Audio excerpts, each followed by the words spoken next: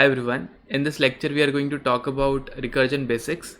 So many people get fear when they hear the word recursion because it's a pretty confusing technique, especially for the beginners.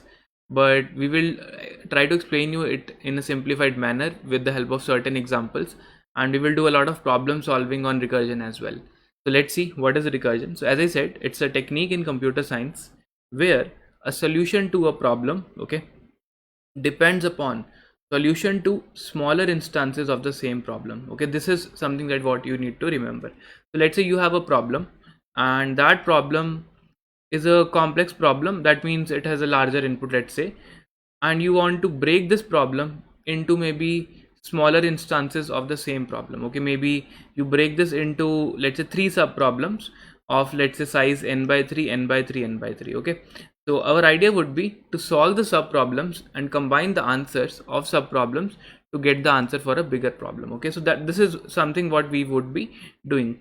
And what is the meaning of smaller instances of the same problem? Let's say we want to compute some function f, then the smaller problem will also be on the same function f. Okay, something like this.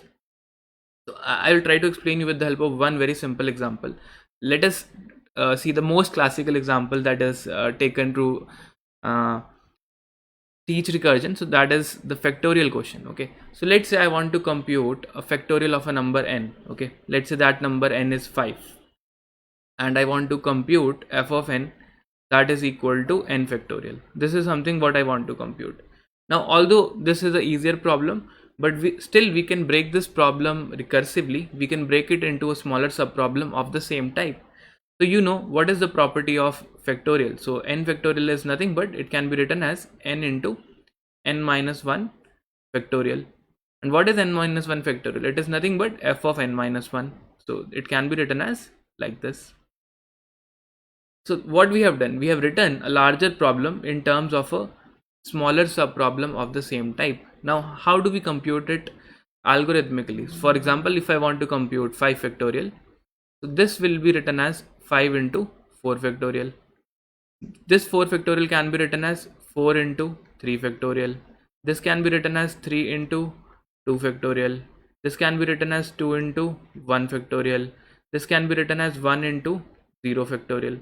At 0 factorial, we know we have reached a point where the problem cannot be broken down further. So such a point is known as base case. So let us see what are these terms.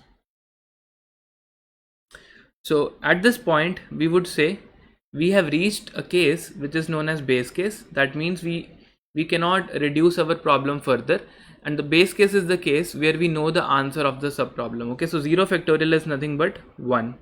So what we will return? We will return 1 into 1, 1, and this 1 will go back here. So this would become 2 into 1, that is 2, and this 2 will go back here. So this is nothing but 3 into 2, that is equal to 6, and this 6 will go here. So 3 factorial will get replaced by 6. This would become 4 into 6, that is 24. This 24 will go here, and 5 into 24 would be 120. So when we would be dealing with recursion, we will see two directions. In one direction, we are breaking the problem and we are trying to simplifying it. So that means we are moving towards the base case, okay, towards the base case. And another direction would be in which we are again coming back from the base case towards the main problem. Okay, so this is from top to down, and this is from down to top. Okay, so we would be doing work in two directions. First, we would be breaking and simplifying the problem, then we would be combining the solutions to form the answers of the bigger subproblems that we have left. So this is how this recursion is going to work. Now you may ask, how does it will work in the form of a program? Okay, so when we are going to write the code, we will take the help of call stack, function call stack. Okay, so I hope you remember the call stack concept. So what happens is, let's say you have a function main and it makes a call to the function hello, which further makes a function call to the, let's say, to a function hi. So what happens is, in the call stack, you will see that these functions will get stacked on the top of each other. Okay, and in the order in which they are called, and once the function hi is completed it will go off, once the function hello is completed it will go off, and once the main is completed it will also go off. So recursion actually uses the concept of call stack to store all the states of these variables that we are going to have. Okay, so it will become more clear as we go through some more examples, but for this video the concept is you understand at high level what recursion is going to do. It is going to break down your complex problems into smaller sub problems. We are going to solve those sub problems and get back our answers. Okay, so let us see another example. So for example, we want to define an operation, go to home. Let's say you are standing at some coordinate, let's say some x coordinate, and your home is at some value that is equal to, let's say, n. So you want to reach this home, and what you will do, so one is you put a loop and you can simply do take one step every time, but another thing you can do is you will say, okay, no, I will just take one step and I will ask recursion to take me home from x plus 1 till the n. Okay, so the idea is you take one step and leave the rest of the work for the recursion. Okay, so this part can be solved recursively. Again, in this part what you would be doing, take one step, leave the rest, work for recursion, take one step, leave the rest, work for the recursion. Okay, and what would be the base case? The base case would be if you are at the home, stop moving, you don't need to go anywhere. In the recursive case, okay, the other case in which we defined a recurrence like f of n is nothing but n into f of n minus 1, this case is known as the recursive case. So what would be a recursive case for this problem? You will take one step towards home and you will call the same function go to home from x plus 1. Okay, so if I show you in the form of a little bit of a pseudocode, so this is how the code would look like. So there is a method go home which gets the current location and it also gets where the home is located. So you check if we have already reached the home, we will say okay, we have reached the home, and return. We don't do anything further. Otherwise what we do, we take one step and we call go home from that particular step. Okay, so this is how a recursive code would look like. So you can see we are calling the same function because we said that we are going to break down the problem in terms of a smaller sub problem. Okay, so here also we have broken down, if we need n steps to reach the home, so we have taken one step and we said okay, the remaining n minus 1 steps will be taken by the same recursive function. So this is a pseudocode, and the idea is you understand at high level what is recursion is going to do. So recursion also related with the idea of principle of mathematical induction. So you might have studied about this principle while in your school or in college. So in this principle, what we actually try to do is we first figure out the smallest case. Maybe we see what could be the smallest possible solution for the given problem. Maybe what could be the value of f of 0, maybe what could be the value of f of 1. So this will depend upon what kind of question it is. Okay, so in some cases we may have f of 0, f of 1, maybe f of 2 as well. So we want to figure out what is the value of the smallest case. For example, in case of factorial, the smallest case is 0 factorial, that is 1. Okay, in case of a Fibonacci, there would be two smallest cases, because to build Fibonacci series we need two initial values, 0 and 1. Only then we can build the next value. So this we will look at later on as well.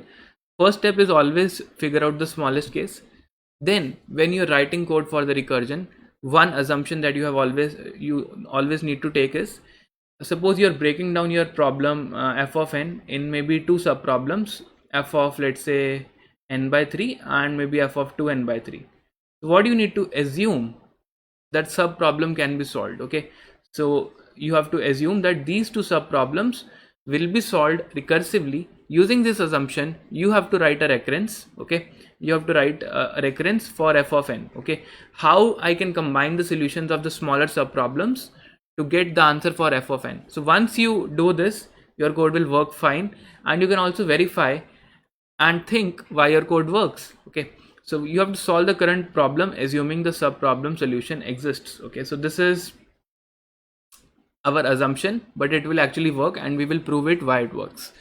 So we have to find out, okay, let us assume that sum f of n minus 1 is true, or using this we will find out, okay, what is f of n in terms of f of n minus 1. Okay, or n minus k or something. Okay, so it could be any sub problem, it can be broken down in any way, and it will depend upon problem to problem how we break down the problem into sub problems. So this is a high level introduction about recursion, and in the next lecture we will actually see an example along with the code. That's all for this lecture. Thank you. Hi and welcome back, and now we are going to deal with the first example of recursion, that is how to compute the factorial of a number. So we have already seen that f of n for factorial can be written as n multiplied by f of n minus 1, and for example, if we have 5 factorial, it can be written as 5 into 4 factorial. And we discussed when we are going to solve a recursive problem, we will figure out two cases. One is a base case and second is a recursive case. Okay, so in the base case, I know when the value of n is equal to 0, the answer of factorial should be 1. And in the recursive case, I know the formula is nothing but n multiplied by f of n minus 1. So these are the only two things that we need to know. So once we know these two things, we can write the code, and while after writing the code, I will tell you how the call stack works and why we are getting the right answer. Okay, so we will also talk about call stack in recursion and why it is correct. So let us first dive into the code and then we will see. So I'm going to make a recursive program for factorial. So let us say we have a function int factorial. The return type is integer because the function is going to return an integer. So we get some value input, and we have a base case, and we also have a recursive case. So what is going to happen in the base case? We are going to say if n is 0, then we know the answer is going to be 1. That's it. In the recursive case, we know that the given problem f of n can be written as n multiplied by fact of n minus 1. That's it, and we can say return this answer, and we are done. Okay, so this is the complete factorial program, and now we are going to test our code. So maybe take input from the user and print the factorial of that particular number n. So build is successful, so let's run it. So if I give 5, I get the answer as 120. If I give 6, the answer is 720. That means it's working perfectly fine. And now let us also look what happened actually. So when your program started, okay, so there is a call stack, there is a concept of a call stack. So what is call stack? Stack is a special memory, so it's like a container, and all the functions that are called, they go inside the stack. So first of all, the main function, it went into the stack, and all the local variables like n, here we have only one local variable, so that is defined here. And let's say we took this value as input, so n is defined as 5. So from here we call the fact function and we tell, okay, we have to compute the factorial of n equal to 5. So this checks whether the base case is true. So this is not true. It makes another recursive call. Okay, you can see it computes a value answer. So there is a variable answer that is not yet computed. So it is 5 into something. So that something is what? That is factorial of 4. So we make another recursive call to the factorial. That call gets pushed into the stack where n is 4. And here we also create another local variable because answer is a local variable. Okay, so in every call stack we are going to create these local variables. So here the value of answer is 4 into something. That something is another function call will return. Okay, so n equal to 3. Here we have answer equal to 3 into something. That something is nothing but another function call. N equal to 2. Answer equals to 2 into something. That is f of 1. So we make another function call, and that answer is 1 into 0 factorial. So we make another function call with n equal to 0. So now when n is 0, we say return 1. So this function actually returns 1. It gets removed from the call stack. So here I will change my color. Now we are going to work in the different direction. Now we have reached the base case. Okay, and the base case says you return 1 to the point from where it was called. So it was called from here, so we return a 1 here. So it becomes answer is 1 into 1. Now f of 1 is going to return 1 and you can see return answer. Now this statement, earlier what happened is when you were computing this answer, this function was paused at line number 12 and it was waiting for the value of fact of n minus 1. Okay. Once it got a value from fact of n minus 1, it returned the answer, that is 1 into 1, that is 1. So this gets removed from the call stack and this answer 1 is stored here. So it is 2 into 1. Now this function was waiting for the value of f of 1 and now it has got the value because this function returned to its parent. This will get removed, so it will return 2 into 1, that is 2. So 2 will come here. Similarly, this function was waiting for f of 2. Now that value has arrived and it will return 6. So 6 will come here. So it would become 4 into 6, that is 24, and it would return 24 here. It would become 5 into 24, that is 120, and this value would come here because main is waiting for this value. So here you will get an answer of 120. That's it. And finally, once your main is also over, this also gets removed from the call stack. Okay, so if I talk about how much time it will take, so we actually made a call stack of n levels deep. So we are making n number of calls. Each call takes constant time, so the time taken is order of n. Okay, so time is order of n. And what about the space complexity? Okay, so if I talk about how is the space complexity changing throughout the entire program, so initially you can see there was only one stack frame, that it increased to 2, 3, 4, 5, 6. Then it came back to again like 0. So during the point when the base case was hit, the space utilization was maximum and that was equal to order of n. Okay, so in the worst case, or during this entire execution, so this is space and this is time of execution. Okay, so at a particular point the space utilization was maximum, so we would say the space complexity of this program is also order of n. Okay, although we are not taking any extra array, but we are using the call stack which takes memory, and you can see for maximum depth of n we have created n number of answer variables, each storing a different value. Okay, so at a particular point in the program the space utilization went up to linear, so we can say both space and time are going to be order of n for this problem. And one point you need to remember, that all recursive problems will take up extra space. Okay, so recursion actually takes extra space because of the concept of this implicit stack. Okay. So that's it, that's all for this lecture, and now I hope you understood how recursion actually works for this particular problem.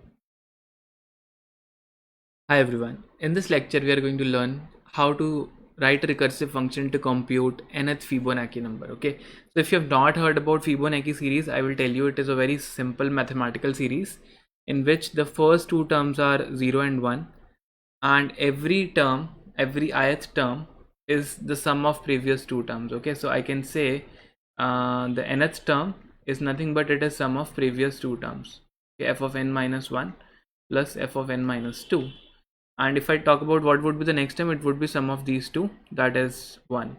What would be the next term? Sum of these two, that is 2.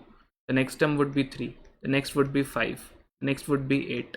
The next would be 13, and so on. Okay, so what we are given a particular value of n, and we want to tell, okay, what is the nth term of this particular series. Okay, so for example 0, 1, 2, 3, 4, 5, 6, 7.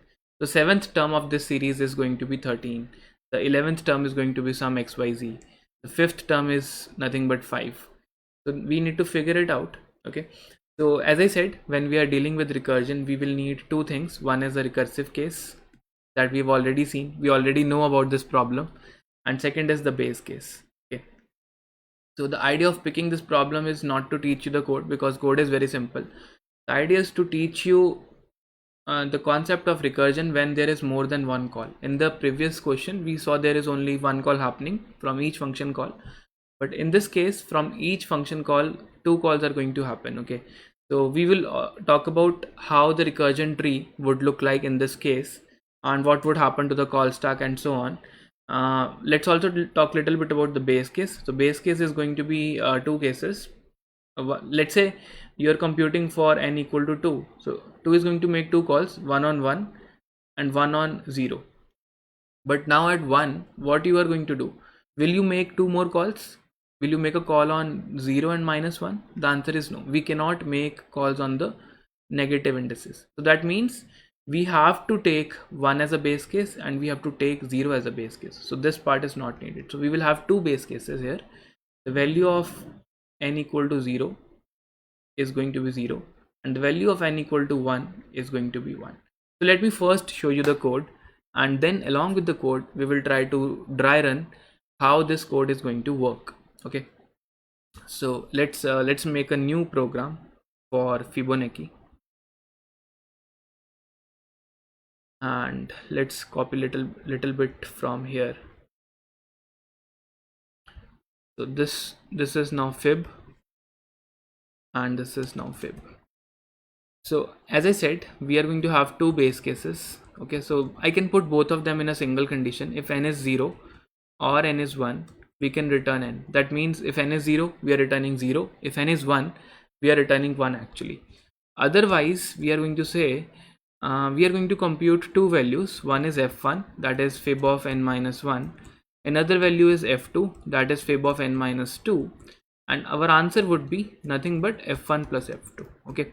So we could have directly written return fib of n minus 1 plus fib of n minus 2, but just to make things easier for you for the first time, I have written the code like this. Okay, now this will also make the understanding of call stack more clear, what is exactly happening. So now this is the code. Let us first run it, and so dot slash Fibonacci. If I say okay, tell me the 7th term, it is 13. Tell me the 5th term, it is 5. That means it is working perfectly fine. Now let us see what happens at the call stack level. So let's say this is our call stack, and I'm going to run it for a small example. Let's say for f n equal to 4. Okay, and now in the beginning we had only main. So what happened is from main we made a call to f of Fibonacci of n equal to 4. So we called Fibonacci with the value of n equal to 4, and it tried to compute the value of f1. So it made a call to 3. So it called fib of n equal to 3. Okay, and at 3 what it did, base case is not true, it tried to make a call. So another call it will make, but it will make later on, that is to n equal to 2. These calls are not executed yet. These will be executed later. So 3 made a call to 2. So 3 made a call to 2. Okay, and what happened at 2? 2 must have made a call to 1. Okay, so fib of 2, it made a call to f of n equal to 1. Now at n equal to 1, we saw that this function hits the base case and it will not execute this code. It will return a value of n, that is 1. So 1 actually returned 1. So this actually got removed from the memory. Okay, so this actually got removed from the memory, and now what happened is so this branch is also gone. Okay, so this branch returned 1 and it is now gone from the call stack. Okay, so what is going to happen is 2 computed the value of f1. 2 is now going to compute the value of f2. This function will now execute line number 10 for the first time at this particular point. So it will make a call on 0, and 0 will return a value of 0. So it will make a call on fib with n equal to 0, and this is going to return 0, and this is again going to get popped off. This is going to get removed from the call stack. So at this point, this is how the call stack is going to look like, and 2 knows my answer is 1 plus 0, that is 1. 2 is going to tell 3 that my answer is 1. So 3 now only knows one of the answers. Okay, so 3 knows the answer of f1 for 3 is 1, and 3 is now going to compute f2, for which it is going to make another call. So this is going to get removed. This is going to get removed, And what is it going to do? 3 is going to make a call on fib of 1. Okay, so it is going to make fib of 1. So fib of 1 will get added in the call stack, and it will again return 1 to 3. So it will return, my answer is also 1. Okay, so at 3, what it is going to do? Now 3 knows that I know one answer was 1, the another answer was also 1, so it is going to return 1 plus 1, that is 2. And now 4 knows that my f1 is 2. So 4 gets to know that one of the answer is 2. Okay, and now 4 is going to make a call for f2, that is this line number 10, and this call will get executed. Okay, so we make a call at 2, so same story is going to repeat. 2 is going to make a call on 1, 1 is going to tell my answer is 1, it will get added to the call stack, then once it returns it will get removed, then 2 will make a call to 0, 0 will return again 0, and 1 plus 0 is going to be 1.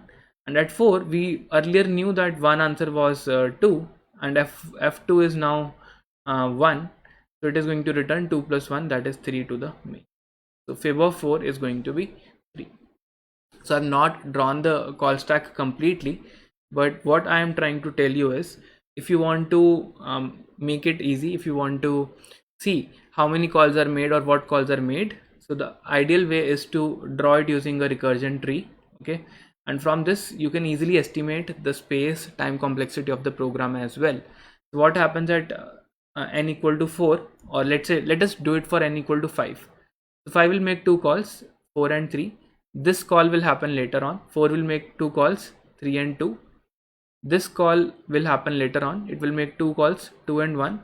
This call will happen later on, it will make 2 calls, 1 and 0.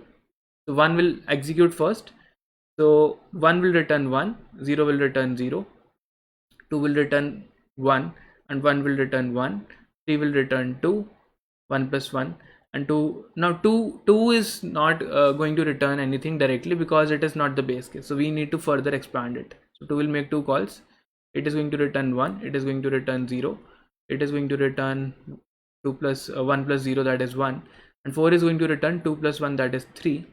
And now 5 is going to make a call on 3. 3 is not a base case, it's going to call on 2 and 1, it's going to call on 1 and 0, it will return 1, it will return 0, it will return 1, it will return 1, it will return 2, and 5 is going to return 3 plus 2, that is 5. Okay, now these are the number of calls that we have made, and roughly the number of calls in this case, if I talk about on the first level I have 1 call, on the second level I have 2 calls, on the next level I have 4 calls. So it is a GP, and we have roughly n levels, so approximately we are making exponential number of calls. The time taken would be the number of calls plus time in each call. So in each call we are doing a constant work, that is adding 2 numbers, so it is order of 2 raised to the power n. Now what about the space? How much memory we have taken? So in the worst case, the maximum depth of the call stack would be this much. Okay, because at any point only one of the branch is going to exist in the call stack. Okay, so the memory of the program would look something like this. It is increasing, then maybe decreasing, then increasing, decreasing, increasing, decreasing, and finally 0. Okay. So in this particular branch the utilization is maximum. Okay, so it would be something like of this kind. This is when n equal to 1 was hit, this point, and this was n equal to 0 was hit, something like this. At these 2 points the space utilization is maximum, so the time is order of 2 raised to the power n, the space utilization is order of n. This is how the Fibonacci is going to work. I hope the concepts are clear. That's all for this lecture. Thank you. Hi everyone. So now we have already looked at 2 examples in which we used recursion to bring a solution. Now we are going to look at a third question in which we are not given a number, but we have to work on an array. Okay, for example, we need to write a recursive function that checks whether a given array is sorted or not. Okay, so you may think, how do I apply recursion on an array? So the idea is very simple. Like we said, for a problem of size n, we can break it into one unit work we will do, and remaining n minus 1 units of work recursion will do. Similar thing we can apply here as well. So let's see how we can actually handle this problem. So let me draw an array, and let's say we have certain elements. Let's say 1 2 3 5 4 and 6. Let's say this is the array and I want to check if it is sorted or not. Now what you can do is, the first step you can take and you can ask recursion to tell whether the remaining array is sorted or not. Okay, so the first step would be you compare the 0th element with the first element. That is, you check if 1 is less than 2 and the remaining array is sorted, then you can say the entire array is going to be sorted. Okay, so what is the condition for array of size n? Let's say you have an array of size n. You can check it is sorted if array of 0 is less than array of 1. Okay, and let's say there is a function f that returns whether this array is sorted or not. So what we will need to do, we need to check if this is the case and the remaining array is also sorted. Okay, the remaining array is of the size n minus 1. If it is also sorted, then we can say yes, the entire array is going to be sorted. Okay, so what I'm going to tell, if 1 is less than 2 and 2 3 5 4 6, this is the remaining array, is this array sorted? Again I will make a recursive call. Okay, so I'm breaking down this code. 2 is less than 3, yes. Then we will make a call on the remaining array, that is 3 5 4 6. Then we break it down. Now for this array, a0 is less than a1, yes. 3 is less than 5, and we can check that the remaining array, that is 5 4 6, is it sorted or not. So now at this point we are going to check, is 5 less than 4? The answer is no.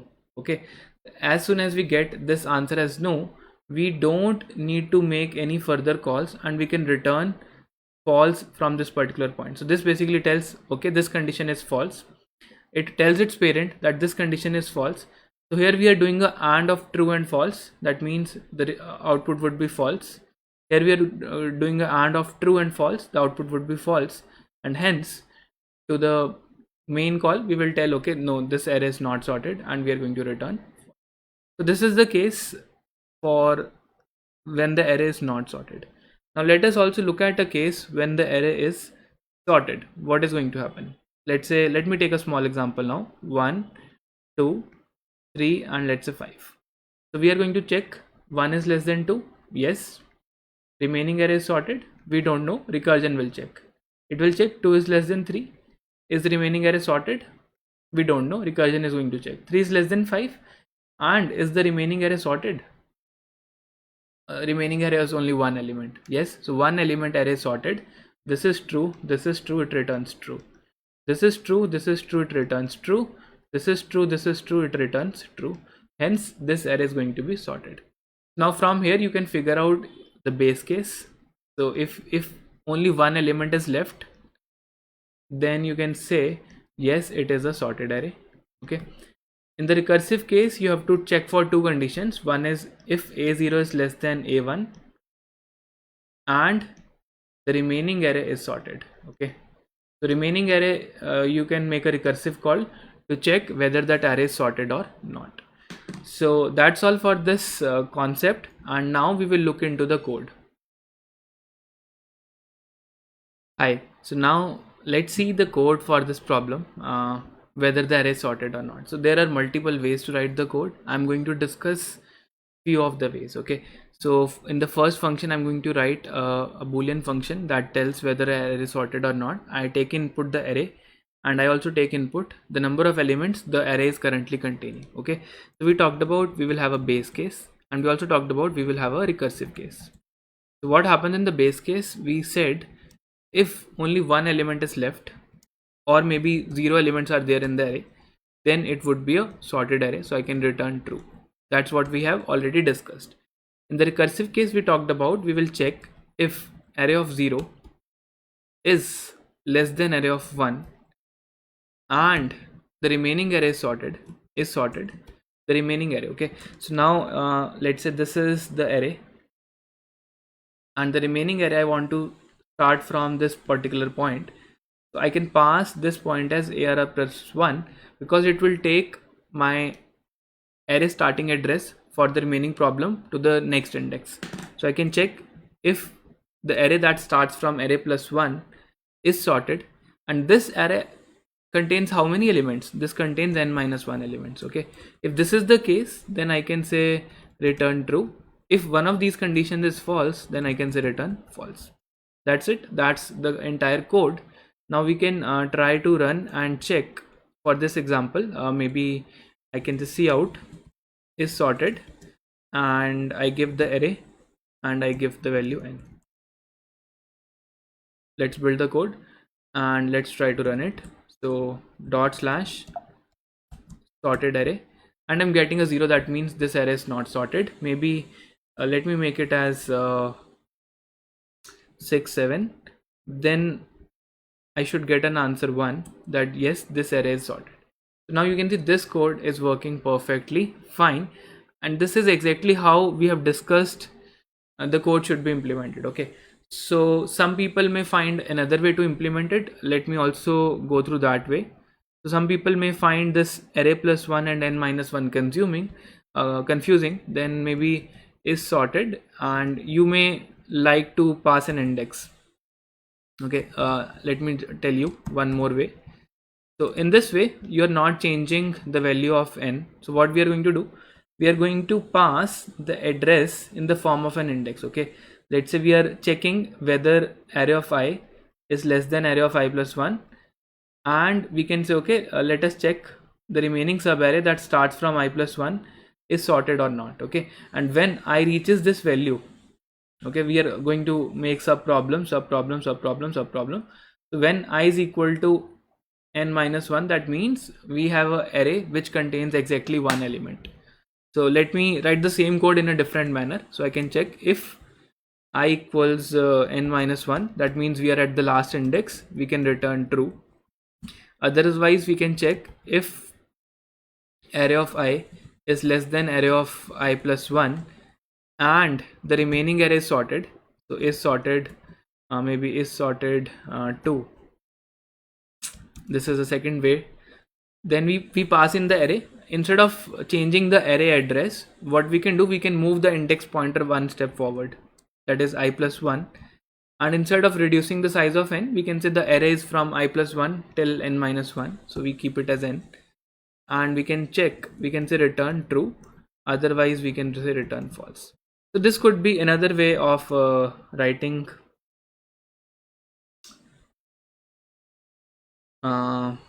okay, what is not declared, sorry, this should be ARR, this should be ARR. So maybe I can call this method is sorted 2, and here I need to pass in a value of I. Initially it is going to be 0, and if I run this code now, I get yes, it is sorted. But suppose if I put it 16 here and I run this method, now you can say it is going to return 0.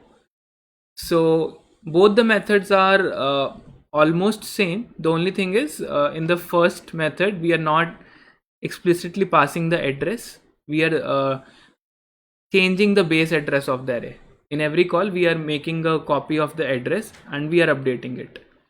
Okay, but in the second address, instead of changing the base address of the array, we have kept a variable I, which tells us in the current function call we are going to start our array from an index I, and we are going to do the work till n minus 1. Okay, so that's all for the two approaches, and I hope the codes are very simple and they should be clear to you now. That's all for this lecture. Thank you. Hi everyone, in this lecture I'm going to talk about a very simple problem, but it's very important to take up this problem for strengthening your concept of recursion. Okay, so we will understand the concept of going towards the base case and coming back from the base case through this example. So you can also try this problem on your own before we dive into the code. So the question is very simple. We just need to simulate the same functionality as of a for loop using this particular problem. So we have to print all the numbers 1 to n recursively in decreasing order and in increasing order. So we need to write two methods. One, let's say if n is, let's say 5, the first method should print 1 2 3 4 5. Okay, the second method, that is for the increasing one. And the second method, if n is 5, it should print the output like 5 4 3 2 1. That is the decreasing one. Okay, now let's see how we can actually do it. So let's say we have a method decreasing which prints the numbers in the decreasing order. Okay, so what we discussed was we will take one step and the rest of the steps will be taken by the recursion. So what I can do in this decreasing method, I can say, okay, I know the value of n, I will first print the value of n.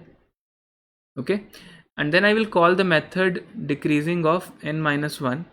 That will automatically print all the numbers from n minus 1 till 1. Okay, and in the base case we can have a case that, okay, if we are reducing and if we reach a point when the number is 0, we can return. Okay, so let us see what is going to happen. If let's say n is 5, this is for the recursive case, and for the base case I can check if n is 0, we can return, we don't do anything. Okay, or you could have also have another case like if n is 1, print 1 and then return. That is also fine.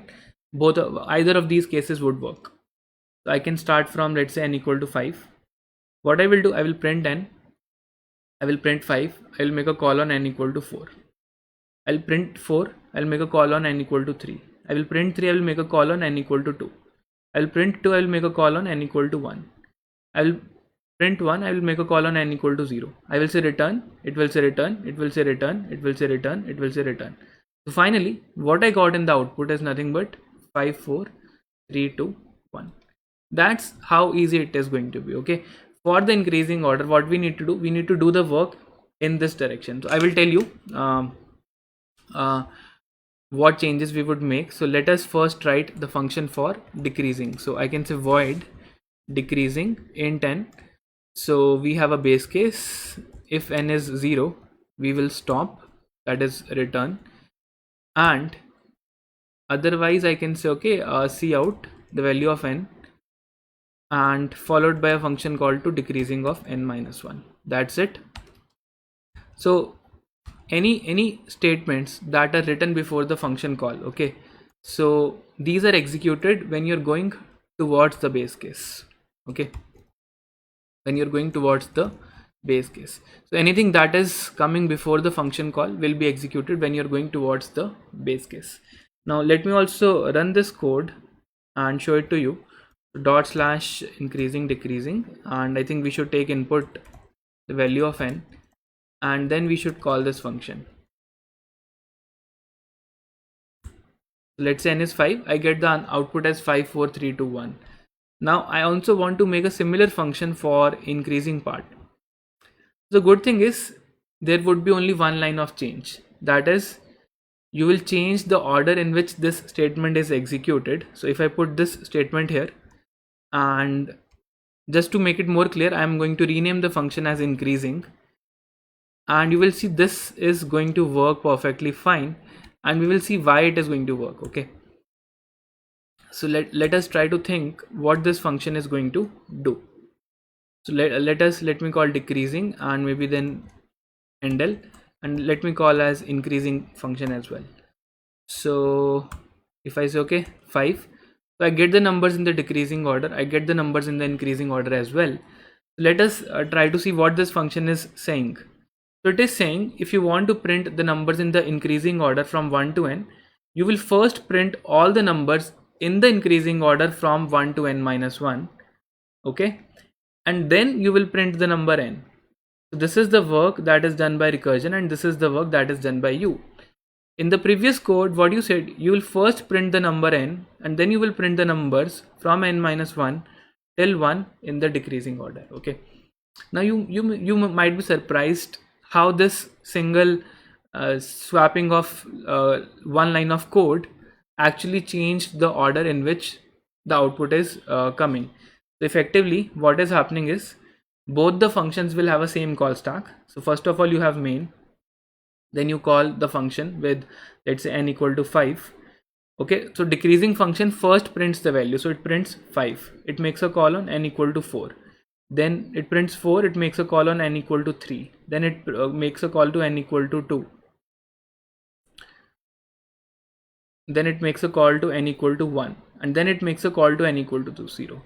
So the same calls are being made by the increasing function as well. Okay, so if you pass in n, it makes a call to 5, then it makes a call to 4, then it makes a call to 3, to 1. Okay, but the change is it is printing the statement after the call has been executed. Okay, so after we have returned from the base case, it is going to print 1. After we have returned from 1, it is going to print 2, then it is going to print 3, then it is going to print 4, then it is going to print 5, and that's it. Okay, so this output is generated by the increasing function, and this output 5 4 3 2 1, it is generated by the decreasing function. So here anything that is written before the function call is executed while going towards the base case, that is from the top to the bottom. Okay, so I'm calling bottom as the base case. Okay, and when you're coming from the bottom towards the main thing, that is top. Okay, so this is top is n and base case is 0. So top is n, base case is 0. So when you're coming from a smaller problem towards the bigger problem, then that code is written after the function call. Okay, so that is something you should always remember, and it is going to help you a lot while solving recursion problems. So when you need sub problem solutions to be solved first and then combined, then you would be doing this work after your function call. Okay, so I hope these two concepts are now clear, and that's all for this lecture.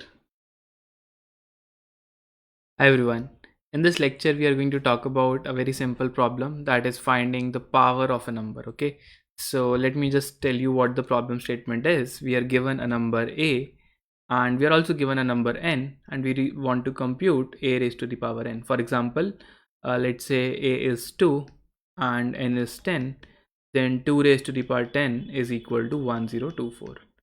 So let's see how we can write this. Okay, so a raised to the power n can be written as, if we talk about the recursive breakdown, it can be written as a multiplied by a raised to the power n minus 1. So this can become our sub problem, and once we know the answer for the sub problem, we multiply it with a and get a raised to the power n. So that is one way of breaking down this problem.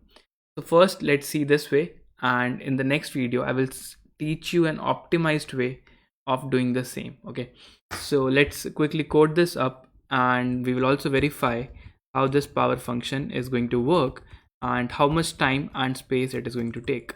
So let's think about the base case. So what is the smallest possible value of n? So it could be 0. If n is 0, then a raised to the power 0 is going to be 1. We can simply return 1. Otherwise I can return a multiplied by power of a raised to the power n minus 1. That's it, and we are done.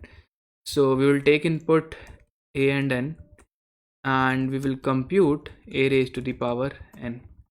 So yes, we are going to do it. Let's build the code, and let me show it to you.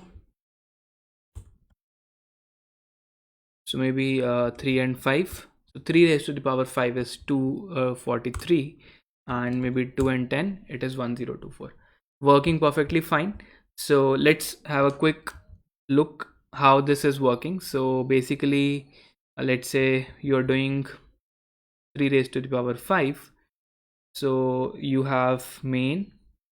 From main you make a call as to this power function. A is 3. So a is always 3. So you say it is 3 raised to the power 5. So it says, let me break it into 3 into 3 raised to the power 4. So it says, okay, here n is 5. Here we will compute 3 raised to the power 4. It will make a call on 3 raised to the power 3. Here it will make a call on 3 raised to the power 2. Here it will make a call on 3 raised to the power 1. And from here it will make a call on 3 raised to the power 0. So when this is 0, it is going to return 3 raised to the power 0, that is 1. So 1 multiplied by 3 is 3. So 3 comes here. 3 into 3, it is 9. So it becomes 3 into 9, 27. And 27 into 3 is 81. And 81 into 3 is 243. That's it. This is how we get this particular answer. So talking about how much time it will take, it has performed n number of steps. It is order of n. How much space it is going to take, it is also order of n. Okay, So I hope this is now clear to you, and in the next lecture I will teach you an optimized way in which you can reduce the time and the space complexity of this program. See you in the next lecture. Hi everyone, in this lecture we will see how we can reduce the space and time complexity of this program that we have just done.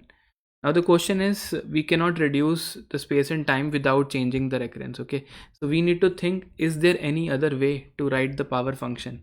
Can we break down this function a of n maybe in terms of some other term? Instead of saying n minus 1, can we reduce it in terms of f of a comma n by 2? Okay, so the answer is yes, it is doable. How? Let me just tell it to you. So I can write something raised to the power n as something raised to the power n by 2 square of this term when n is even, and if n is odd, then I will multiply this result with another a. Okay, when n is odd. Okay, so you can easily see, if it is like 2 raised to the power 7, then you can say it is nothing but 2 into 2 raised to the power 7 by 2, that is 3, and square of this term. So effectively what we are doing, we are reducing a problem of size n to a problem of size n by 2. From here we are doing it to n by 4, n by 8, and eventually ending up at 1 or 0. Okay, so effectively if we talk about the number of steps that would be needed, that would be log of n. Okay, so instead of doing n steps, we can actually do this problem in log of n steps. So effectively we are going to use this as our recurrence to solve this problem, and let's see how this is going to work. So maybe I can say int fast power, I get a, I get n. Base case will remain same. If n is 0, I'm going to return 1. Then I'm going to check if n is odd. So if n and 1, that means it's odd number. We are checking the last set bit. Then I can compute the answer for the sub problem. I can say, okay, sub problem is nothing but fast power of a comma n by 2, and I'm also going to square this up. So sub problem square. So that is going to be sub problem into sub problem. Now we already know the squared answer. If n is odd, we are going to multiply the squared answer with a, that is a multiplied by sub problem square, and if n is even, we are simply going to return the sub problem square. That's it. That is our final answer, and we are done. So if I now run this code, cout fast power a comma n and l, and we are going to run this one. So dot slash power, if I give 2 and 10, I get the same answer. If I give 3 and 6, I get the same answer. Okay, so both of them are returning the same answer, but the thing is, here we are taking a less number of steps. For example, I'm computing 2 raised to the power 10. Okay, then it gets broken as 2 into 2 raised to the power 5 and square of this term. So we are only computing this term. So here it gets broken as 2 into 2 raised to the power square and square of this term. Okay, so this is written as 2 into 2 raised to the power sorry, not 2, 2 raised to the power 1 and square of this term, and this is written as 2 into 2 raised to the power 0 and square of this term. Okay, this answer is now what? This answer is 2. This answer is 2 square, that is 4. This is 4 is added here, that is 4 square is 16 into 2, that is 32, and if you put 32 square something like this, so that would be, I think, 32 into 32, that is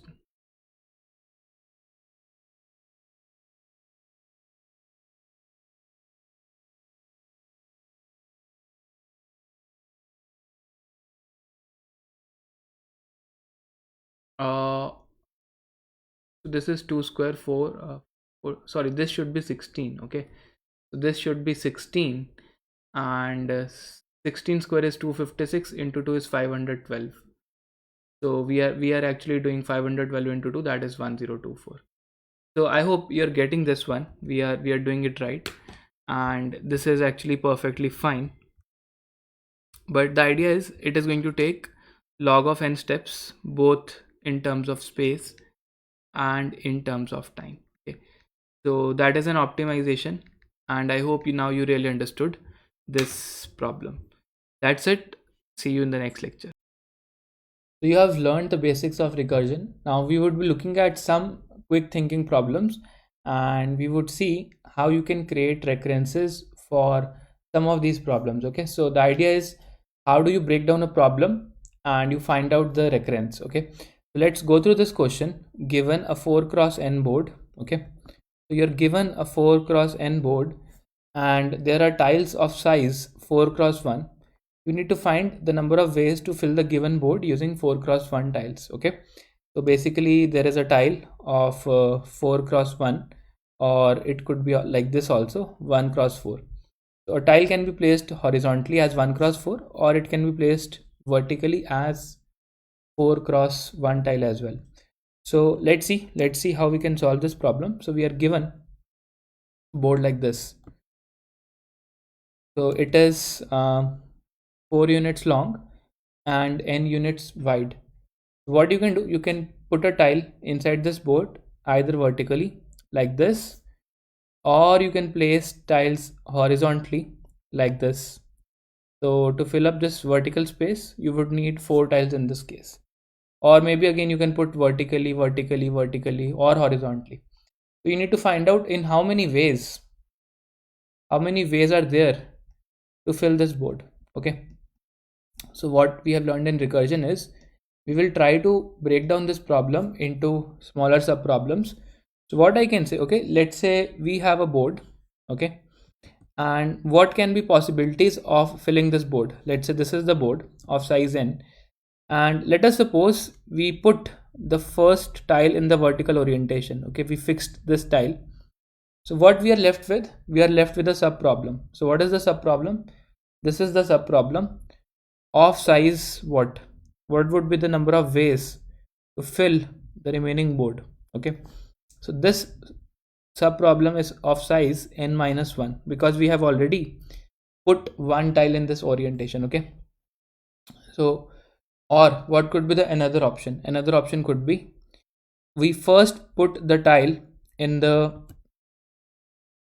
horizontal layout. So if you put a tile like this, then you cannot place tiles vertically on the top of it. You have only one options to place tiles on the top of it, and that is, you have to place all these 4 tiles horizontally. So we have placed 4 tiles, t1, t2, t3, t4, but this is only one combination. Okay, this is one combination, and we also need to find out in how many ways we can fill out the remaining board. Now we know this tile length is 4 units, this is also 4 units, and this is what? This is n minus 4 units. So can I say, if f of n is the number of ways to fill this entire board, then f of n would be equal to sum of these two options. There are only two options to start with. Either you place the tile vertically or you place it horizontally. So the number of ways to fill this board would be f of n minus 1, and the number of ways to fill this board would be f of n minus 4. So can I say f of n is nothing but sum of these two options, that is equal to f of n minus 1 plus f of n minus 4. That makes sense. Okay, so that is the recurrence that you can easily code up to find out in how many ways board can be filled. Okay, now you got the recurrence. You need to think of the base case. Okay, you need to think of the base case. So can you say, if n is 0, if n is 0, there would be only one way. Okay, or if n is 1, then also there would be only one way. What about n equal to 2? So n equal to 2 is also one way, because if you have a board of size 2, you can only place 2 tiles. If you have n equal to 3, then also you have only one way. If you have n equal to 4, okay, so n equal to 3 is also one way. But if you have n equal to 4, then you have two ways. Either place all of them as vertically, or you place them as horizontally, like on the top of each other. So it would be a 4 cross 4 board. So in this case, I can say that for n that is less than equal to 3, the answer is 1. So base case would be, if n is less than equal to 3, I will return 1. Okay. Otherwise, I will return answer as f of n minus 1 plus f of n minus 4. So this is your base case and this is your recursive case. So you can also verify from the recursive case that if board length is 4, then your answer is f of n minus 1, that is f of 3, that is 1, plus f of n minus 4, that is 0. So that is also 1. Okay. So that means for n equal to 4, using this recurrence, you get the answer as 2, which is also true because we have seen these diagrams. Okay. So I hope you have understood this problem and you can easily solve it using recursion. And later on, once you learn dynamic programming, you will find that this problem also has overlapping sub problems. Why? So let me tell you what happens if you compute for n equal to, let's say, 6. So you make a call on n minus 1 and n minus 4. You're making two calls. You make a call on 5 and you're making a call on 2. From 5 you're making a call on 4 and you're making a call on 1. From 2 you're making a call on 1 and 2 is actually a base case. Okay, so it is less than 3, you're not making a call. So from 4 you would be making a call to 3, and from 4 you're also going to make a call to 0. So let's take a bigger example. Let's say n is 7, so 7 minus 1 6, and 7 minus 4, that is 3. So what you can observe is there would be some states which you are computing again and again. Okay, that is the concept of overlapping sub problems that we would do in dynamic programming. And in that case you can add some optimization to just make it work in linear time. Okay, so that we are not concerned right now. The only thing was you should know how to drive the recurrence and how to solve this problem. I hope that is clear. Hi everyone, so welcome to the yet another video on a recursion problem. So this time we are discussing the problem binary strings. The question is we need to count the number of binary strings, basically all the strings which are formed using 0 and 1 and with no consecutive ones that can be formed using a string of length n. Okay, for example, let's say if I give you n as 2, how many binary strings you can form? You can form, let's say 0 0 0 1 and 1 0 and 1 1. So this is a binary string that is not a valid in this case, so we'll cross it. For n equal to 2 we have 3 binary strings. Okay, and what about n equal to 3? So total we know we can form 8 strings. Let's say we have 0 0 0, it is valid. We have 0 0 1 valid, 0 1 0 again valid, 0 1 1 not valid. Okay, or that's what we are going to have. Or maybe we can have 1 0 1, this is also valid. Okay, so invalid strings would be 1 1 1 0 1 1 1 1 0 and 1 0 0, it is also valid. Okay, we have 1 2 3 4 5 6 7 8. So out of 8 we don't have this one. This is invalid, this is invalid, this is invalid. We have 1 2 3 4 5. We have 5 strings which are valid. Okay, so a brute force way would be you generate all possible strings and then eliminate those which are not valid. But let's think if we can come up with a better algorithm to solve this. So now let us try to break down this problem recursively. So what I want to generate string of length n. Okay, I want to generate a string of length n. So what I can do is I can say, okay, I can put the first bit, the first letter as either 1, or I can put that as 0. So I can say, okay, I will put the first thing as 1 and I will count. Let me just put this thing like this, and let me say I will put the first thing as 0. The first number is 0. So what is going to happen in this case? We are left with remaining n minus 1 positions. We are left with remaining n minus 1 positions. Here also we are left with remaining n minus 1 positions. What I can do, I have two options at the first index and we are trying to form the sub problem. So if you put the first number as 0, then you clearly know that the remaining sub problem can be solved if I say the total number of ways to form number of binary strings without consecutive ones for this problem of size n, if this answer is f of n, I can say this answer would be nothing but f of n minus 1. Okay, because you can put 0 here, 1 here, it doesn't matter. You can put anything, that will not matter. But this sub problem will make sure that there are no consecutive ones in this array of um, size n minus 1. Okay, but here there is a problem. If you put a 1 here, okay, there would be a consecutive one, and that would lead to an invalid case. So what you need to do, you need to say that this position would always be 0. If you have a 1 at the first index, then the next index must be 0. Then what you can do, now this is a very similar problem. Now you have a fixed 0 here, you have a fixed 0 here. Okay, and what you can say, we can solve this problem which is of the size n minus 2 in f of n minus 2 ways. Okay, so now it doesn't matter whether we put a 0 here or a 1 here, but this recursive property will make sure that we don't have consecutive ones in this array of n minus 2. So we have no consecutive ones here. So what we can say, f of n is nothing but sum of these two cases, f of n minus 2 plus f of n minus 1. So you can say f of n minus 1 plus f of n minus 2. So what would be the smallest case? If n is 0, we can say 1. The null array is one way. If n is 1, there are how many ways? There are two ways. Okay, either we put it as 0 or we put it as 1. If n is 2, we saw that there are three ways. So if you use the recurrence, that f of 2 is nothing but f of n minus 1, that is f of 0 plus f of 1. Okay, so this is coming to be how much? 1 plus 2, that is 3. That's great.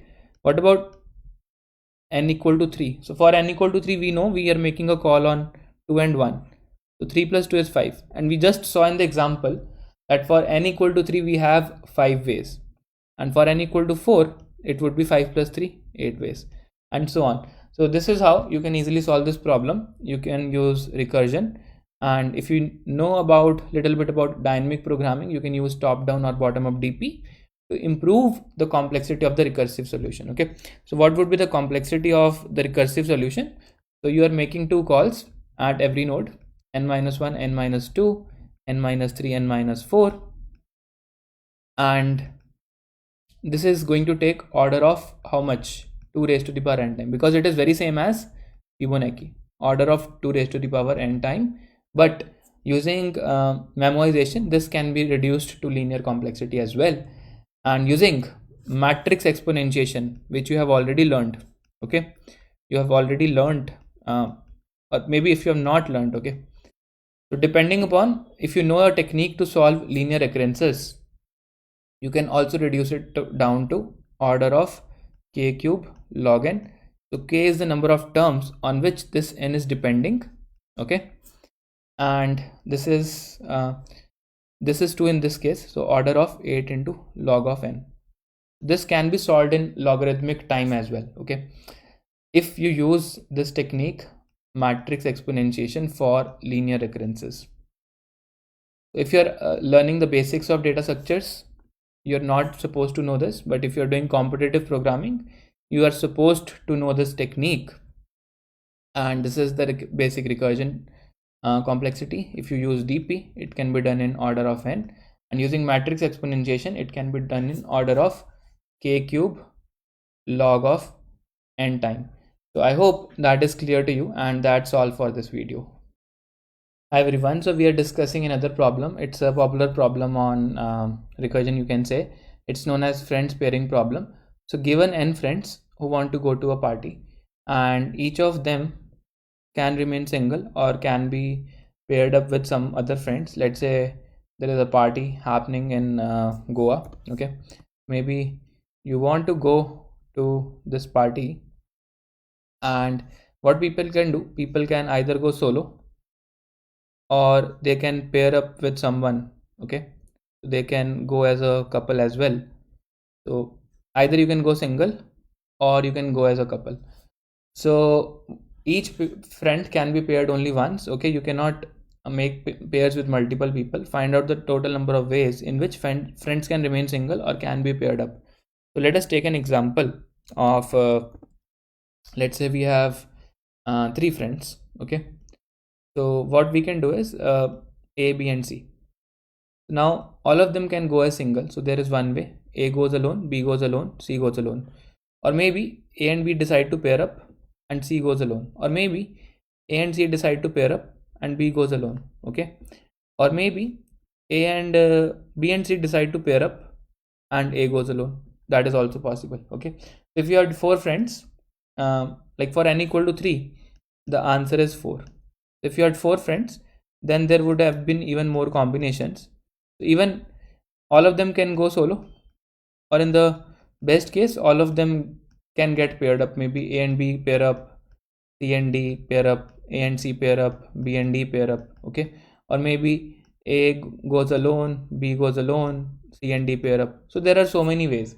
So you need to find out in how many ways you can pair up these people, or or they can also go as single. Some of them can go as single, some of them also can pair up. So that is the question. Now let us discuss a possible approach to solve this kind of a problem. So again, idea is we try to break it down.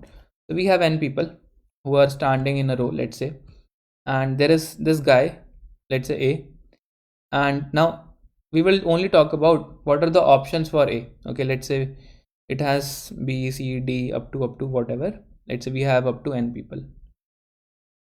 Now if A goes alone, there is one option. If A goes alone, then what is going to happen?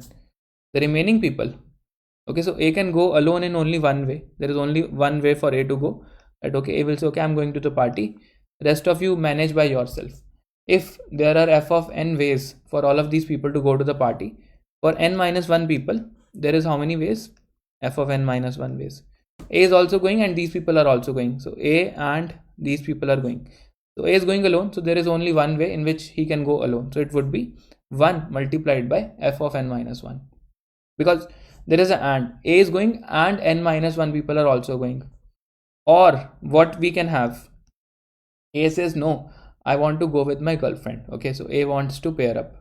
So A wants to make a pair with someone. Okay, so that could be anyone. Maybe that could be this girl, or maybe that could be this guy. A might pair up with this one or this one. So A has how many options to make a pair? So obviously we have n minus 1 people. So A has n minus 1 choices to pair up with someone. So A says, okay, I will pair up with someone in n minus 1 ways. So how many people are left in the remaining array? So you are left with n minus 2 people. So A can go with someone in n minus 1 C1 ways. Okay, that is nothing but n minus 1 into, and the remaining people are also going. So they can go in how many ways? That is f of n minus 2.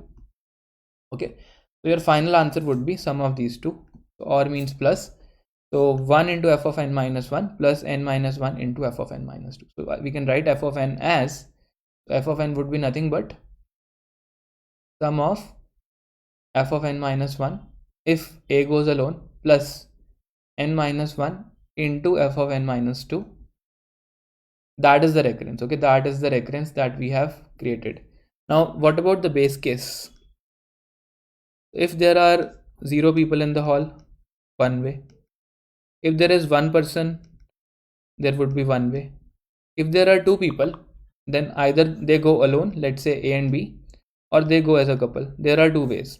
So we'll try to derive this using this recurrence. So we can say f of n equal to 2 should be 2. We can also verify n minus 1 is what? 1 plus 2 minus 1 is 1 into f of 2 minus 2, that is 0. So that is also 1. So it is nothing but 2. So f of 2 is 2. What about n equal to 3? So n equal to 3, we will say f of 3 minus 1, that is f of 2, that is nothing but 2, plus n minus 1, that is what? 3 minus 1, 2, into f of n minus 2, 3 minus 2, that is f of 1. F of 1 is how much? 1. 2 plus 2 is 4. We just saw that for n equal to 3, the answer is coming 4, and that is also true because we discussed ABC can go alone, AB can go together, C can go alone, BC can go together, A can go alone, or AC can go together, B can go alone. So these are the four ways. So that means the recurrence that we have derived is correct, and it will work for all values of n. Okay. So again, the time complexity is going to be exponential, but it can be reduced to linear very easily using memoization if you know a little bit about dynamic programming. All right. So that's all for this video. Thank you. Hello everyone, welcome to one of the greatest problem of recursion, and today we'll be solving the Tower of Hanoi problem. If you do not know about it, it's a very simple and easy problem. I first met this problem in a movie called it was Rise of the Planet of Apes.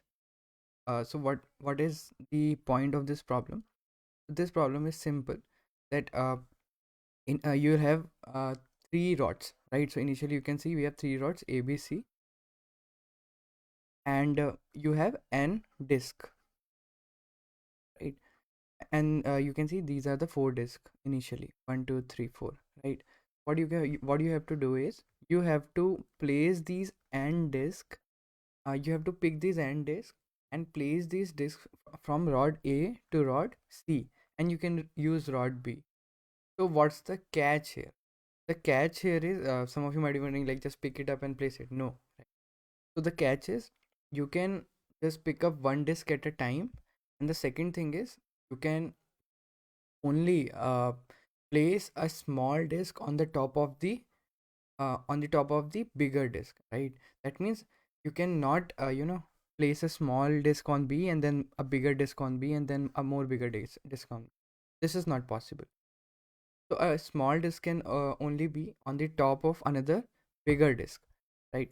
We have three rods, we have n disk. In our case, n is 4, and what we have to do is we have to place all the disks from A to rod C by using rod B, right? What do I mean by using rod B? Means I can use rod B in any way, but in the end, my problem will be solved when the situation of these rods are like this.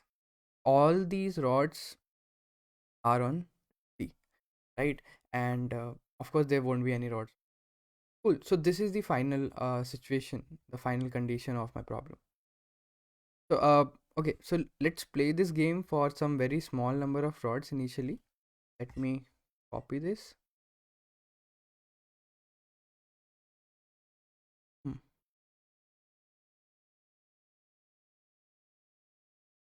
Yep. So let's say right now I just want to make the problem very clear. Let's say I have only um two disks. Cool. So what's the best way to move both these two disks to C? Uh, if I place the okay, let me give them numbers. So we'll always number them according to their size. So one will be the disk with the smallest size. Second will be the bigger disk, right? So in the first step, what I can do is I can pick up the smallest disk from A and move it to C, right? So what is A to C? A to C means only one thing, that the disk which is on the top of A is picked and moved to C, right? So we don't have to mention one or two over here because there will be exactly one disk on top of any of the rods, right?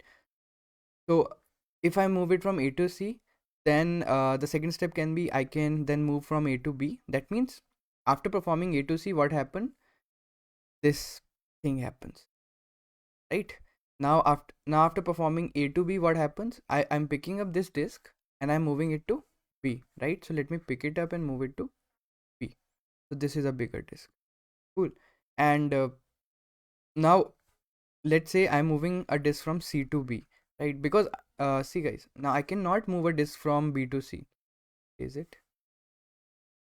Yeah. So I cannot move a disk from B to C because the disk at B is greater than a disk at C. So if I move a disk from B to C, this will happen. But this is exactly what we don't want, right? A smaller disk cannot be down of a bigger disk. Cool. So always the disk should be in ascending order, right? And yeah, now as we can see, we are kind of stuck over here, right? Or what we can do is we can do this also, that instead of B to C, let's say C to A. So this small disk reaches A, and finally B to C, So B starts from here, reaches here, and then the last one can be A to C. So A reaches over here, right? So A to C, then A to B, then C to A, then B to C, and then A to C, right? So in this way, we are placing these two disks from A to C, right? But some of you might be wondering that of course this is a possible way, but is this the shortest way? No, right? So I always want the shortest way to pick the disk from A and keep the disk to C, right? So this is of course not the shortest way. So let's see what is the shortest way. You can of course pause the video and think about it yourself. I'm taking an example of two disks because it's easy to understand. You can try this for three disks as well. Three is a very nice example.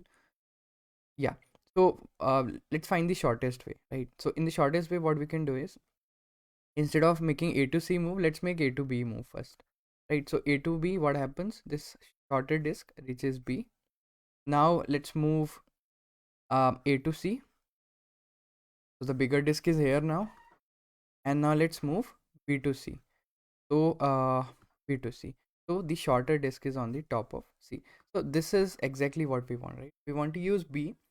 We want to start placing the disk from A to C, right? So yeah, I hope there is no doubt here. Of course, you feel free to try this for three disks, right? So here you can see the shortest path was for three length, right? So in just three steps, I was able to move two disks from A to C using B. Now, you all can try what will be the best way to move these disks from A to C using B. And now the number of disks is three, right? So I'm just leaving this to you. Maybe pause the video and try to do it yourself. You will understand the problem. And just keep one thing in mind. Uh, just a bigger disk, if there's a bigger disk in any rod, it will be the down, right? That means there should be no bigger disk on top of any of the smaller disks. Cool. Yeah, so we just need to keep that condition in our mind, right? Now let's see how can we use recursion to solve it, right? What does recursion always do? We always know that recursion is nothing but dividing a problem into sub problems, right? And asking that, okay, to solve this problem, why don't you solve the part of it? We will make a move and then do solve another part of it, right? Basically, uh what we'll do is we'll divide these n uh disk into parts, and we'll say, why don't you just solve this part, because that will be a same sub problem, right? That is moving disk from a particular rod to another particular rod. And we will say that, okay, you solve this sub problem, and then you solve the another sub problem, you solve the another sub problem, and then finally a problem would be solved, right? So let's see how can we divide this tower of Hanoi into some sub problems. Cool. So I'm taking this example of I would prefer four rods or three rods. Let's take any. Okay, let's say I have this example of three rods. Cool. So let's try to understand what we'll do by using recursion. So we have three rod. Right now my n is equals to 3, and now you know what does A to C, B to C means. N is equals to 3. Right. So initially what we will say is, let's say we have a function that will solve this, and let's call it Tower of Hanoi. Tower of Hanoi, right? So in short, what I'll call it F. Cool. So what will F of initially the disk are n, it is 3 in a case, we'll see that. So Tower of Hanoi, which is F and A comma B comma C, what will it do? What does this represent? It will represent that place n disk from A to C using B. So here is just another concept, which is which it's not a new concept. It's just we'll just name them, right? So here you can see it is A B C. So instead of A B C, let me write it in a generic way, right? That F of n comma from rod. That means from where we are picking these n rods, means from where we want these n rods to be picked and the third variable will be the aux rod. What is aux rod? It is auxiliary rod, which is the helper rod, right? So we can call it helper rod as well. Let me call it helper rod, right? So it's the same case, right? We are using we have to pick up the disk from A. We'll take the help of B and we'll move them to C. And the third one is two rod, like where all these end disks should reach in the end. This is my state of recursion, right? So this is what I want recursion to solve, right? So what should be my initial call of the recursion? I'll just simply ask the recursion that go take 3 in this case. Let me write it here. So this is my initial call, which is n 3 comma a comma b comma c, right? So place the 3 disk from a to c by using b. But how will you do it? That's the most important part, right? So now just let's just think about it. Yeah. So let's just think about it. We want 3 disks from A to be moving to C by using B, right? So so now tell me what will be the final case? Like what should be the end step of this movement? Let's say we have finally moved, right? The end step, that means let's think far ahead, and we'll think what is the end step, right? So in the end, guys, what would be happening? Let me Yeah. Actually, what we are doing is we'll just trace it from back, right? So this is the end condition that we want. For this end condition to fulfill, what is the last step that would have been performed here? So can I say that the last step is placing yeah, let me quickly.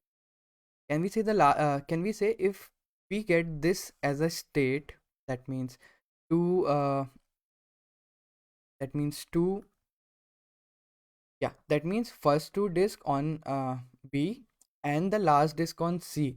Then we can simply solve it by placing this one over here, two over here, and then one back over here, right? So basically, if we are able to figure out this state, then we can figure out the final state, right?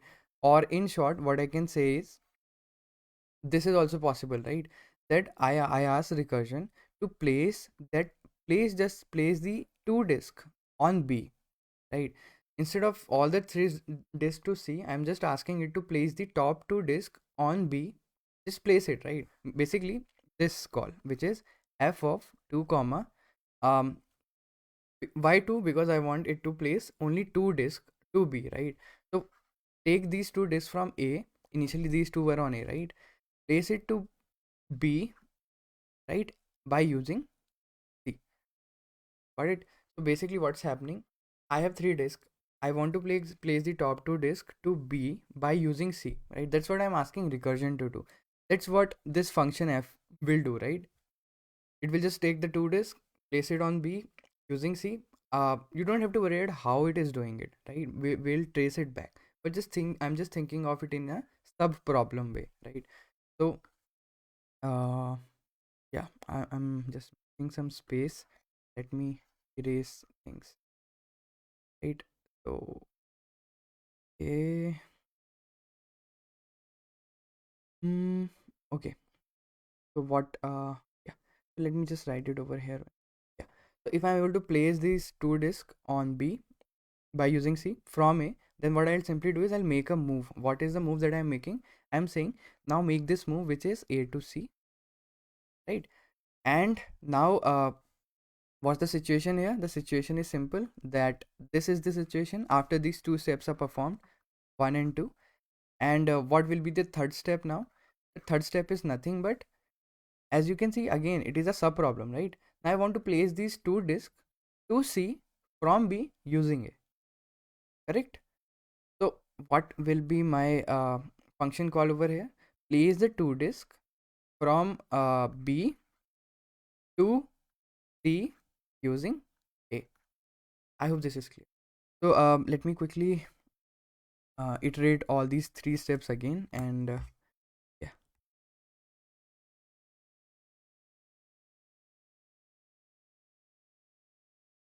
Yep. So this is what we started with. So so instead of 2, let me write n minus 1, right? Because it will work for all n. So yeah, so now let's say we have four of these. Cool. So n is equals to 4. Now what I want is, initially I want, yeah, cool. So initially what I want is, I want f of n comma a comma b comma c. Is from take all these four, put it to c by using b, right? How he will do it, we don't have to worry about, right? So, and how we want it to do it is this.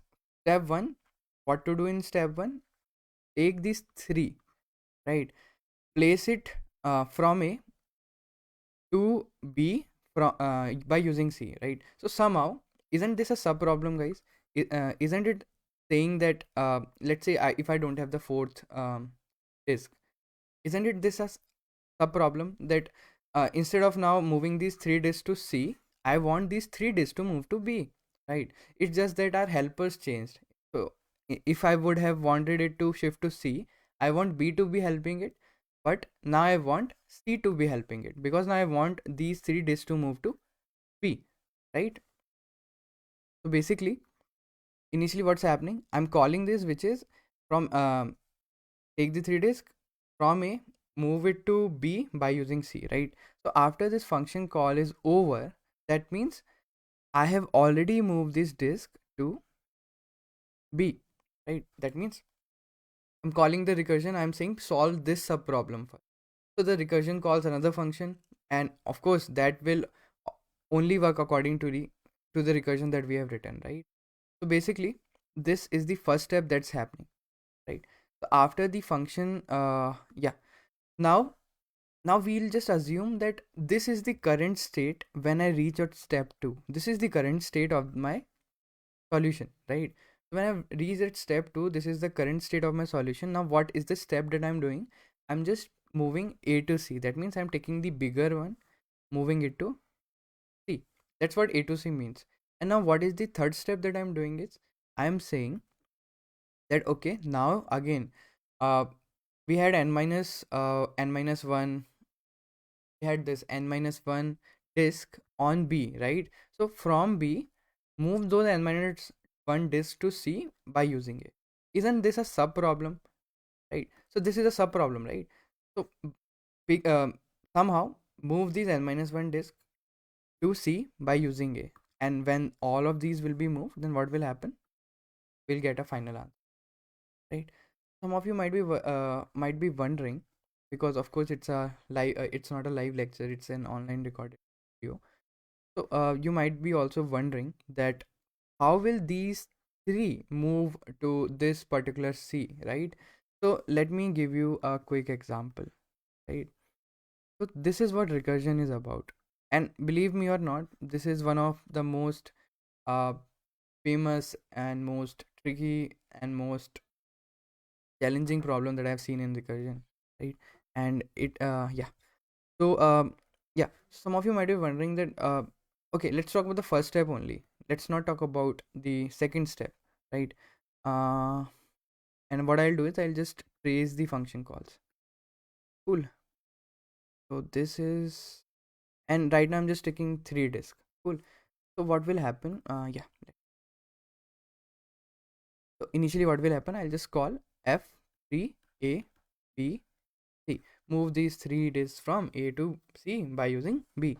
So what will this function give me? It will say fn minus 1 acb, right? Which is f2. Now the from road is A still, and move these disks to B by using, sorry, move this disk to B by using C, right? So just don't forget this, and to help, and from help to, right? So this is what we are generally doing. Now this 3abc will call 2acb. That means somehow place these top two disks from A to C by from A to B by using C, right? So don't get confused. Cool. Now let's say this function has been called, right? So what was the second step? And there was also a third step for this. Let's just wait. Firstly, this function will be called because we are calling the recursion to solve it. Now, what will this 2acb do, guys? What will this 2acb do, right? So 2acb will again call that f of, because you know it is recursion, right? So n is calling n minus 1, right? Similarly, this 2acb, now this is a new state. Now this state will call 1, right? So what was this? From a, uh move those two disks to b by using c, right? So now what will be the new state here? Move one disk from a uh, to c by using b, right? So let me quickly write it here as well. Yeah. So n to uh, help, and it is very tricky. Yeah. From help to, this calls n minus 1 from help to, so this calls from to help. So the new helper is the one at which we are going to, right? So which is this 1 a b c, right? So what will this call? It will call f of 0 from a to c by using b, but we can't place 0 disk, right? So it will come back. Now what will happen? Now this second step will be performed for this state, which is f, yeah, which is nothing but move one disk from here you can see a to c, but here I've written a to c, right? But it is what it is, from helper and to, right? So don't get confused by abc and from helper to, right? Because they are kind of uh same things for a same state, but abcs will change. Sometimes a will become from, sometimes a will become helper, and sometimes a will become to rod, right? So don't get confused in this. Cool. So yeah, now what will happen? From 1 a, using b, put it on c. So what it will do is it will just imagine 1 has been put on c, right? And now it will do is it will just move a to b, right? So the second rod will come here. That means the first rod is over here. I hope you are getting the whole portion of it. Or what we can do is we can also, it is being very tough for me to make you realize the whole recursion right now over here. But what I can do is I can code it, and then in the code only we can trace it, right? That what are the functions that are being called and what is the movement that is being made, right? And that will be very helpful for me. Cool. So this was the first step, right? N A B C. But if I want to generalize it, how can I generalize it? I will simply say f n from helper to, we want to move this. So what do? You firstly move n minus 1 from here only, using where I wanted to go, to the helper position, to the helper rod, right? So if this happens, then in the second step you perform this, which is from to, right? That means the because we have moved n minus 1 disk, that means there's only one disk left on the from rod. I'm moving this one disk from rod to rod. Now what is the third step? We had this n minus 1, those n minus 1 are kept and waiting on the helper rod, right? So pick them from the helper rod, use the current rod, which is the from rod, and okay, n minus 1, yeah, pick them from the helper rod, use the current rod, which is now empty because we have made this move, which is f to t, and uh yeah, uh, pick them from the helper rod, use the current rod, which is from, and move them to the to rod. This is a normal recursion that we'll code, right? So in the next video we'll just code it and see, we'll just print down some values and see how it's working. Cool. So yeah, thank you. Yep. So let me quickly code it, and yeah. So initially what we'll do is we'll just of course, so there are two things here, right? First is whether you want to print the number of steps or you actually want to print the steps. So let's do both, right? Or what we can do is we can just print these steps, and then we can realize this realize this tower for right. So what we'll do is we'll write a function called tower of Hanoi, and let me write tower of Hanoi int n. So so what we have is we have ABC. What are ABCs? Rod, helper rod, to rod, from rod, right? So instead of, okay, so if we want to keep ABC only, then we need to keep them as characters. Otherwise, we could have taken integers, which is 1, 2, 3 odd numbers, right? Let's take characters only. It doesn't matter much. So character from rod, character helper rod, and character to rod, right? So this is my recursive. Let me. So this is my recursive function, right? So initially, what will happen? I'll just take n. Let's take n, and according to this n, initially it is 10. Instead of 10, let's make it 1 initially, right? So we'll start from 1, then we'll see 2, then we'll see 3. So we'll realize how is this recursion working. Actually, I'm going deeper into this because I want you to understand this, because um it will come very handy in dynamic programming later on. So that's why I'm giving much time to this. So initially, let's say I have moving from A, I want B to help, and I want to move all those n to C, right? So initial state is this are on A, right? So what's the first step that I want this to do? What's the sub problem that I want it to solve? I want it to place the n minus 1 disk on pick it from this only. Where I want it to be placed? I want it to be placed on the helper, right? So let me place on the helper, and yeah, sorry, I want it to be placed on the helper. So the new 2, that is character 2, will become helper, right? That means place n minus 1 rods from to helper to the helper rod, and by using the 2 rod, right? So basically 2 becomes the helper and helper becomes the 2, right? In our case it was B and C. Initially I was placing n on C by using B, but now I'm saying place n minus 1 on B using C. Cool. Now when I reached here, when I have reached here, what does it mean? It means that I have placed n minus 1 rods on the B by using C, right? So that's what recursion is, right? That means I have already placed, that means we can imagine that all those rods are lined up on B, only one rod is remaining on C, which was the nth rod.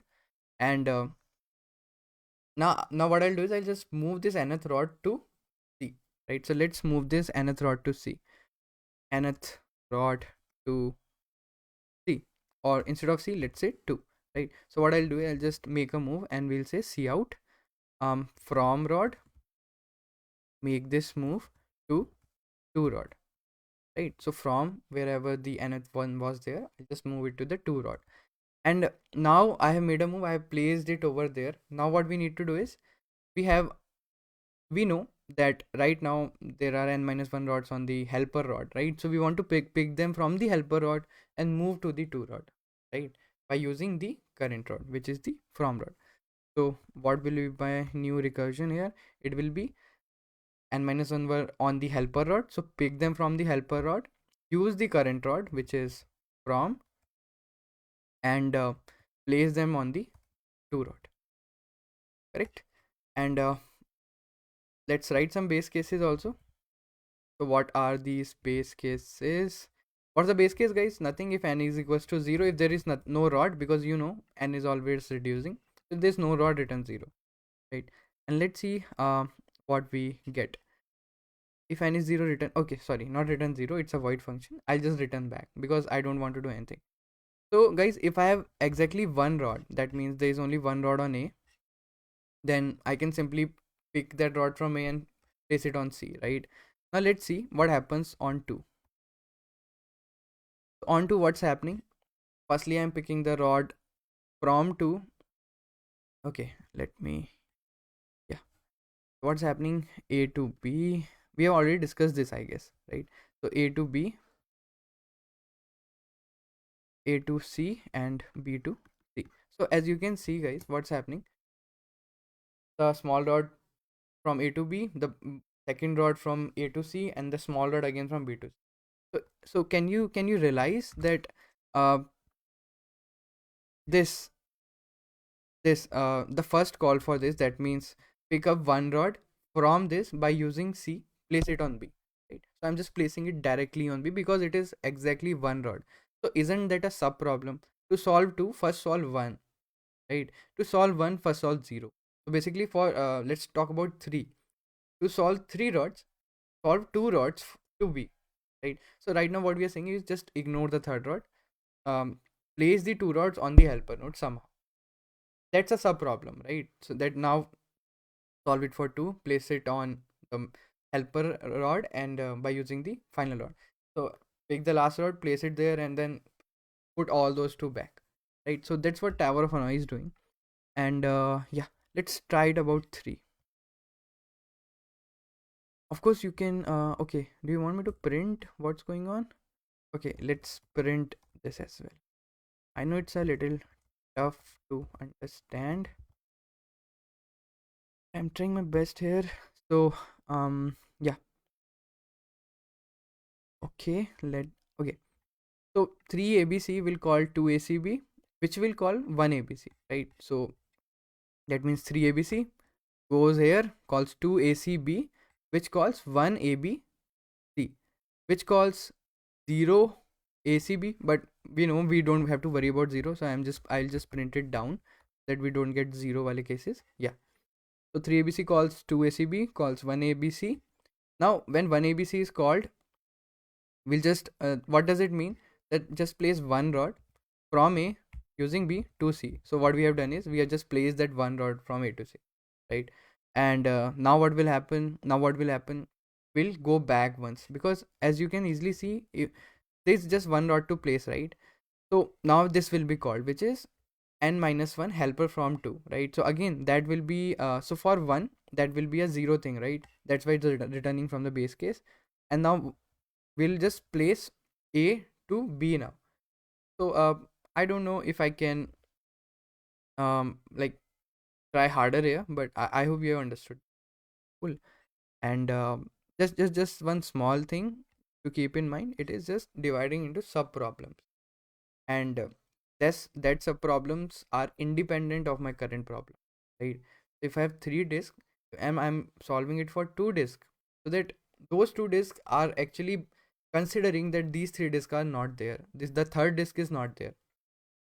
So solve that for two disks somehow by ignoring the third disk. And if that two disk is solved, just please keep the third disk wherever it wants to be. And now again solve for those two disks by ignoring the third disk, right? And yeah, let me comment it. Let me make it for four. So one thing that you will realize here, one thing you'll realize that for three, there were 7 steps that we could have done, right? For four, we have 15 steps. For 5 we have 16, we have 31 steps. Great. For 6 we have 63 steps. So is there something that you can realize, that the answer is always equals to 2 raised to the power n minus 1, right? So yeah, so for 10 it will be 2 raised to the power 10 1024 minus 1. So you can see that I don't think any human would be able to solve this tower of Hanoi for 10 in I mean they can solve it, but uh, they might not solve it as well. So it's taking 1023 steps, and if you perform all these steps one by one, you will realize that yes, this is the final solution. So that's what recursion is doing, right? So that's how we want to use recursion, right? We don't want to think how he is doing it. We just want him to do it. That okay, do this I will do, and then this you do it again, nothing else. Cool. So thank you everyone, and see you in the next parts.